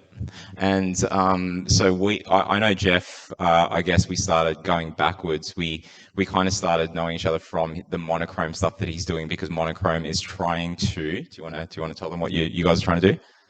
So, yeah, first of all, we go through a round of disclaimers because we are very, unfortunately, a slave to regulation. So, none of things discussed here are any financial advice or general advice or tax advice. And Monochrome doesn't take warranty on the mouthful and accuracy, adequacy, and completeness of the information discussed here today. So, my background is digital assets. So I co-founded and ran Australia's largest and most liquid digital currency exchange called Binance Australia. I ran it about 3 years. I left that last year to start a funds management business that deals with regulated crypto products. So very, very helpfully, ASIC has came out with some reg guides, and through the consultation process last year, came up with Report 705 that underlies suitability criteria of certain crypto assets to be wrapped into exchange-traded products. which includes exchange traded funds, ETFs. For those that are not familiar with ETFs, pretty much it's like, you can buy those stuff on an exchange like the ASX or CBOE Australia. So we are working other than the ETF. We are, our core business is funds management. So we deal with a lot of advisors, high net worth, pretty much anyone that cannot access crypto without that kind of regulatory sort of environment. Some of them, might be choice. They don't want to deal with opening accounts and managing MetaMask wallets and keys and their ledgers. They just want something they can sit and forget while they sort of rule their empire elsewhere. And some of these guys were just excluded from the market just because there's no regulated access pathways. One of the biggest problems in Australia is no crypto exchanges in Australia is yet to be regulated. So from a fiduciary perspective, it is a no-go zone. So unfortunately, well, we were talking about crypto adoption. We need the support from all sides, including the instos. So what we've been developing, other than the ETF, is also on the managed fund space to help break that barrier. You're here to talk about Bitcoin ETFs. Oh, and, we were. But while you're talking about, can you tell more about the research? I'm going to actually throw it up on the screen here. So if you guys have been following our newsletter, our weekly newsletter, the education section at the very bottom has included some of Jeff's and his team's great work. So I'm just going to throw that up on screen.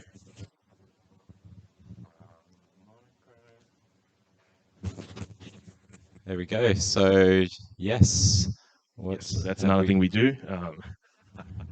Research and insights. Yeah. So one thing other than access is education. We know that it's very hard to get objective content, especially if you are you're working in finance. You need to run this through your committees or discussions internally, or even equipping yourself with that knowledge to be prepared to speak to your clients when the floodgates are open. So we do this stuff which are accredited by the FPA, the Financial Planning Association. You can see that as like CPD hours. That stands for Continuous Professional Development. So people that are licensed, authorized reps, they need to accumulate certain number of points a year.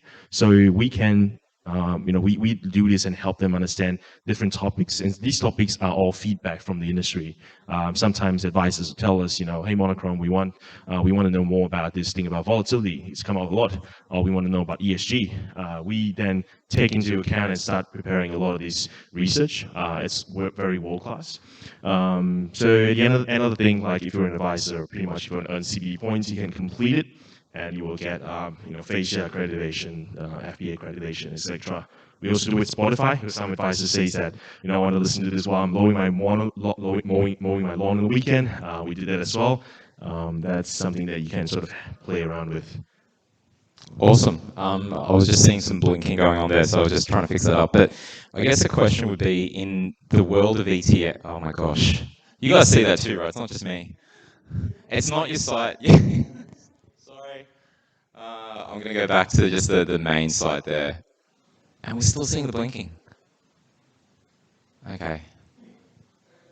Okay, maybe it was just that. It is, okay, it's probably the connection. Hopefully that's not too bad. Sorry. Technology, eh?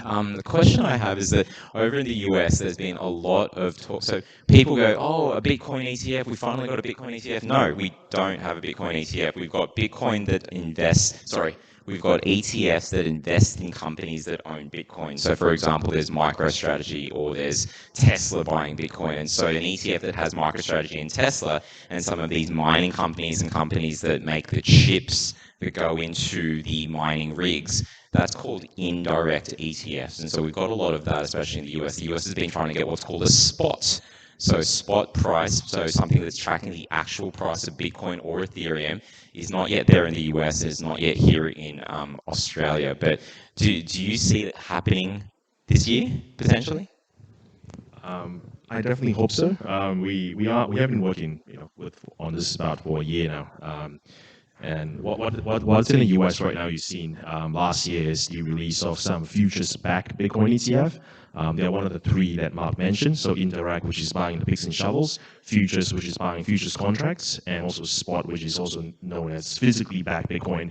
And while the name suggests, it holds physical Bitcoin. The pros and cons on each is like, with picks and shovels, you're not getting true exposure. And sometimes the price elasticity may not actually benefit you if you're there for the pure exposure to the crypto asset. The futures one has a bit of a problem with costs. Administrating futures contracts are expensive. They're rolling over costs, and also it doesn't track the prices close. We've seen this problem in the gold ETF market, whereas gold futures are usually tracking less. That's also what they call performance leakage over time compared to a physically held ETF variant.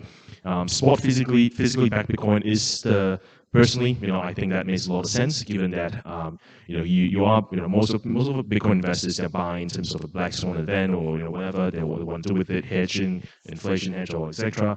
You want it to perform as it should during price shocks, when there's big crashes or whatever the market events. You want it to withstand that kind of stuff. And also with the spot Bitcoin ETF, it tends to track the price closer. So you get a more pure exposure, less performance leakage. But the downside of it is, it takes a bit more time to get on board. As you know, holding custody of physical Bitcoin versus holding futures contracts is, day and night kind of operation. I think there's a lot more to talk about that in physical custody.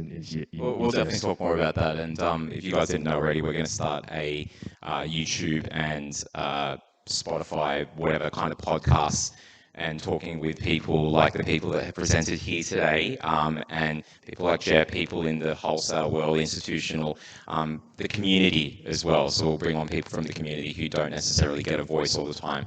And I just said to Jess, do you have to go? Oh no! Now that I put you on the spot, do you have to go? Yeah. Okay. Cool. Bye, Jess. All right. Does anyone have any questions? Actually, before I've got a question for the audience. Put your hand up here if you've got ETFs in your portfolio. It's a good portion of the room, and I guess whether they're Australian ETFs or overseas ones, I think it's really important to kind of understand what is happening in terms of the regulatory space. Like, how soon are we to getting a real kind of Bitcoin or Ethereum ETF? So it's thanks to the hard work of people like Jeff that is going to get us there. So, mate, really appreciate you coming down here whilst you're in town from Brisbane. I know you're a busy man, so yeah, really appreciate it. I'm on a first name basis with the hotel staff and everything. I've pretty much been living out my suitcase for the last few months, traveling between Sydney, Melbourne, Brisbane. Pretty much the major cities, and half of our team are always running around. Our distribution team is at Adelaide right now doing a advisor event to help educate them and equip them with that knowledge and ability to speak about these asset classes, hopefully. But really, we want to maybe talk to you guys more. So, any questions from the floor? Yeah. Does anyone have any questions on ETFs? Nick, full of questions, so eager.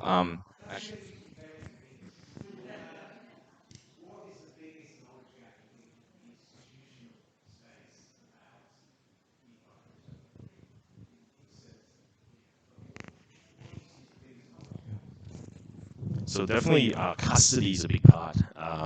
With talking about the ETF, custody is probably the major component because with issuing an ETF, obviously you need an RE, which is a responsible entity.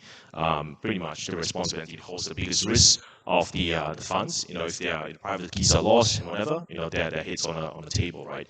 So we have to work out education, demonstration, and also proof up regulation as well. Whereas there's no local crypto custody provider in Australia because there's no license for that yet. We have, ASIC has given relief for issuers to explore overseas custody like, Gemini, BitGo, Coinbase custody, etc., as long as they can fulfill the reg guides here, which is RG133 equivalent for the custody part, and also very important for custody insurance. So, RG126, which covers insurance for this kind of stuff.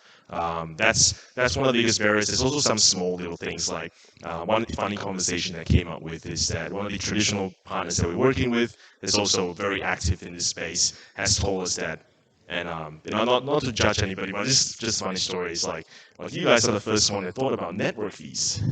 That shows you that knowledge gap, like something as simple as that to move Bitcoin, you need to pay miners fee. The fact that they don't understand that or they haven't really thought of that yet shows you that a bit of a problem, a knowledge gap. So, and also like we're not also experts in the traditional space as much as they are, right? So I think the best solution is to work together.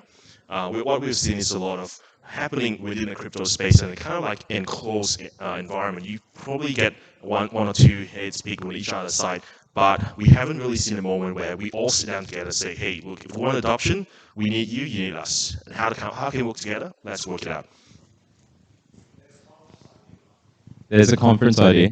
Yeah, no, there's plenty. You're writing this down, right? Yeah, okay, cool. Anyone else got a question for Jeff? I'll throw it. Here we go. Harry Dell. So we're talking about Bitcoin and Ethereum ETFs. When is the talk going to start about DeFi ETFs? Because we've got products like DeFi Pulse, Index Cop working, obviously not in the regulated system, but is that at least being spoken about or seriously discussed yet? Or like the risk of that is definitely one thing, right? Because how ASIC pick Bitcoin and Ethereum is pretty much public suitability criteria, whether there's an established spot market, liquid, global, etc. You got indexing to be IOSCO certified. You got regular futures market for it, institutional spot custody, etc. So as long as those crypto assets fit those criteria, I would say that's just a matter of time before it becomes a sort of approved crypto asset to start being introduced in this kind of product structure. My bet is that it's going to take some time because some of these ideas are very nascent still. Bitcoin and Ethereum has exists, pretty much for a good, Ethereum's like 6-7 years. Bitcoin is, double that. We have yet to see a lot of DeFi projects, live past their second anniversary as yet because it's kind of just boom. And obviously there's some older ones, but we will see more. Probably the first iteration is we'll see a lot of the picks and shovels DeFi fund, right? The pretty much ETFs that buys companies that are involved, listed companies that are involved in the space. I think we've seen metaverse ETFs being introduced, but it's pretty much a picks and shovels model. But a pure exposure one probably a while to go. Okay, I'm just waiting for the Dogecoin ETF. That was a joke, I'm not buying that. Any other ETF-related questions? Anyone? Anyone from the audience? I'm looking in the chat, so I didn't see anything. I'll give it another chance. 1, 2, 3. That's not really much of a chance, so sorry. But I can also follow up with that as well. Like one of the biggest problems is that the traditional world struggle to understand the differences of products. We know that Bitcoin is very different than Ethereum. It's very different from, say, an NFT project, or very different from DeFi, right? Pretty much they're kind of intertwined in terms of relative kind of relationship, but they're very different. So when trying to explain these crypto assets to traditional crowds, it's very important to not try to classify them together. That only creates more confusion and longer sort of path to adoption. So when we explain, for example, to our people, sort of people in a crowd, is that Bitcoin is a digital monetary asset. That's it, right? And Ethereum is a sort of leading smart contracts platform. These are that. We try not to call everything crypto because that has been a problem. I'll give you an example of what kind of problem it creates. So because of the whole sort of retail crypto sort of boom, and a lot of people are starting to trade crypto in the last sort of 12 months or since COVID, pretty much. A lot of people have been burnt, right? Mentioned Dogecoin, one of the unfortunate culprits out there with sort of this retail boom and bust cycles. So what it has created is insurers that are insuring licensees or say a financial advisor or the wealth group has in the last 12 months put in specific exclusions to their license. And this was pre-ASIC coming out and say Bitcoin and Ethereum are good to go, right? They come with exclusion and say that there's exclusion on all crypto. Because to them, crypto is all crypto. There's no difference between Bitcoin, Ethereum, and Dogecoin, and that is a problem. So we are working spending a lot of time and effort to help undo some of these processes. But I would say that sometimes these things, prevention is better than cure. We have to start labeling these assets more accurately.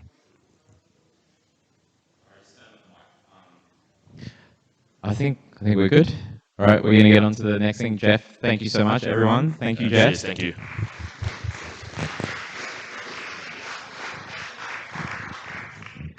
All right. So the next couple of things before we finish up, and the last time we did this, we were kind of like, it was our first time kind of doing it did we have enough content? Did we have enough? Did we go around the room enough, kind of thing? But this time it's 7:06. I think last time we finished up at 6:30 and just started drinking straight away, which was fun too. So that's still there. But and if you're sticking around, we might go to somewhere else after this and go out for dinner, maybe if you're still hungry from pizza. See you later, guys. We'll talk soon. Cheers. But what I wanted to do was, see you later. Take care. See ya. What I wanted to do was go around the room. If anyone wanted to come up and talk about anything else they wanted to kind of add to the conversation, any cool stories or anything like that, or just wanted to share some cool projects that you're looking into or you're interested in. If you did, now's the time. I'm going to count to 5. 1. I feel like a parent. 2, 3, 4, 5. Okay, but if not, one of the next things we're going to do, but because Juan has to plug in his laptop, so I'll let him get ready. But guys on the stream, this may disconnect you, but we're going to try to keep you online. I'm going to pull out one of 2 HDMI cords, and it's either going to take everyone off or it's going to work, so we'll find out. So it's not like a bomb disposal unit. And we'll sort that out. And I guess while I'm getting Juan to kind of sort that out, what you want to do is, see these HDMIs here, pull out one. Yeah, do you have a HDMI on your? Yeah? Okay, maybe just, yeah. Good luck. Can we have like some ticking time bomb music? Tick, tick, tick, tick, tick, tick, tick, tick, tick, tick, tick, tick, tick. Hey, okay, bye-bye Discord. But if anyone's online with the Discord, just tell them if they can't. I'm not sure if, I think they maybe can still hear me, but they can just see me on the laptop there, so that's fine. So Juan's going to present something, but just while he's doing that, I just wanted to say to you guys that so some of the things we're doing at AusDeFi is keeping track of things called FUD. So fear, uncertainty, doubt. Anyone's got concerns, whether it's NFTs on the environment or it's Bitcoin investing on the environment, proof of work, proof of stake. S&P 500 returns are better than Bitcoin. They're not, no matter how you kind of cut the data. See you later. And some people cut the data in really cherry-picked ways. Take care. So we are tracking a lot of this FUD. And I don't know if you guys have heard of a series called, a YouTube show called Line Goes Up. But it was a big thing in the NFT space. 2 hours of my life that I'll never get back. But it was a very popular show, not even a show, but the guy skimmed the surface. He did a lot of research, but he really skimmed the surface in terms of NFTs and Bitcoin and all this kind of stuff. And there's a more recent one that's come out. So the first one got like 4 million views, and a lot of people cite it. When you look at Facebook and Reddit, they'll go, oh, but look at this. This is the final nail in the coffin for all this space. Pardon my French, but that's bullshit, because Web 1 and Web 2, the internet and the car, all of those things were not necessarily great when we first got started. Oh, there's some cool stuff going on behind me. All of these things were not necessarily great when we first got started, but the point is that this stuff improves. And who knows what Juan is doing right now, but it is going to be something pretty cool. Are we ready? Cool. All right, we're going to jump. Do you want to control from there? Yeah. Then you need this.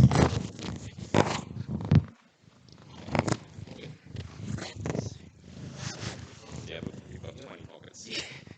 All right. Okay. Yeah. Can you guys hear me? Yeah. So this another cool thing that you get to experience in ETHDenver is you just meet a lot of interesting projects, interesting devs. This is one of the most interesting one that I came across. You know how a lot of metaverse runs on like Oculus Rift, or there are some that runs on the browser, but this is one of them that's completely standalone. They're building their own WebGL platform, and they'll be building a gamified NFT kind of thing. You know, so it's about like fishes. It runs on Harmony, so it's like super cheap on gas. So what you can do is you can. It's very early, still on testnet, but this is your chance, I think, if you're interested. So you can like fish for it. Oh, let's connect first.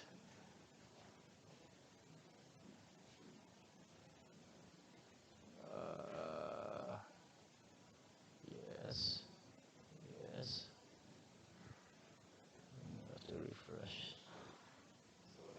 What's happening now? What are we doing? I'm just trying to connect my wallet. Oh, wow. All right.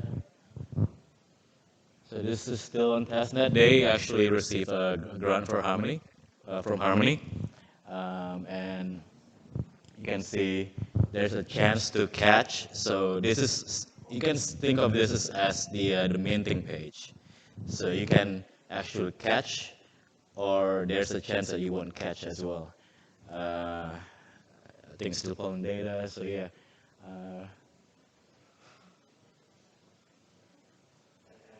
But how did you meet these guys? So you were all at ETHDenver together? Harmony actually What had, after party was it? Yeah, so Harmony actually hired a whole building where you can come there and get free food and just build. So all the builders went there who were not interested into doing any workshops. So they just, and I just came there one day and then met this guy and I saw this like whole WebGL setup and I was like so impressed. And this is, it's only a two-man team. Imagine what they're gonna do when they go on mainnet, and then they're gonna start applying more talent into this project. I think it's going to be pretty good. Not financial advice, by the way. Yeah, yeah, I'm gonna confirm that. So fishing from the blockchain. Does anyone fish here? Does anyone actually go out and catch fish? No? Okay. No, I mean, yeah. No, I don't. Well, if you do get something, it will pull up your fish stats and the fish you got there. Wow. All right, everybody, dinner. Okay. Yeah. And then you can also make them fight each other, and then the fish that won the breeding part will get the the fish that won fights are the ones that that can breed in the next phase. So there's a lot of gamification part of it, and if your fish lose on the fight, it will become fish food, and you need fish food to feed your fishes. Do you guys know what a pescatarian is? Have you heard of a pescatarian? Have you heard of a pescatarian? No. It's a fish that only eats other fish. Ah. So it's me eating a fish that only eats other fish. Definitely not these fishes, I guess. But yeah, that's about it. Just a quick demo. If you guys are interested, go to what is it? FishFight? bit.ly Fish.One to go to their Discord, and yeah, you can find out more about, like, I think they're about to release their mainnet in a month's time, and then you can start minting NFTs and stuff like that. But you're gonna put that in the Discord, yeah? Yeah. I will, yeah, sure. Okay, I'll cool. do that, yeah. But yeah, that's awesome. That's and it. if you guys are interested in this, you got the fisherman here, Juan, to help you guys out. Okay. Yeah, only 100 people in Discord so far. So like it's I think Damn, if that's this early. takes off and they keep getting funding from Harmony, it will be pretty good. Yeah. Perfect. Alpha projects. All right. Thanks very much, Juan. Thank you. All good. I just put it down. That's cool. So look, there's probably, we could keep talking for ages until I fall down, but we won't do that right now. Does anyone have any kind of final things that they want to talk about? Have any questions? Looking around the room, think we're okay. I think we're hungry and thirsty, so let's sort out something there. Oh my gosh. So I just want to say a few final things. So thank you very much all for coming, and I'll put it in the Discord as well. For the folks that were on the Discord, I can see you here. And if anyone wants to talk about anything, you've got any questions, you want to learn more about kind of the stuff that we've been doing, just feel free to reach out to any one of us that's on the Discord. There's a few of us that speak a lot on there. If you've got something you want to present, show, you've got an idea for something that we're going to do in terms of the podcast and the YouTube shows that are coming up, just reach out. And thank you to everyone from far and wide on the Discord. I don't know if I mentioned it before, but we had someone from Northern Territory in Darwin. So Esmeralda, thank you very much for being online. Jordan's all the way over here from Canberra. Thank you very much for coming. and we've got many more people that have been traveling around, especially for Blockchain Week. But that is it. Thank you very much, and let's go get drinks.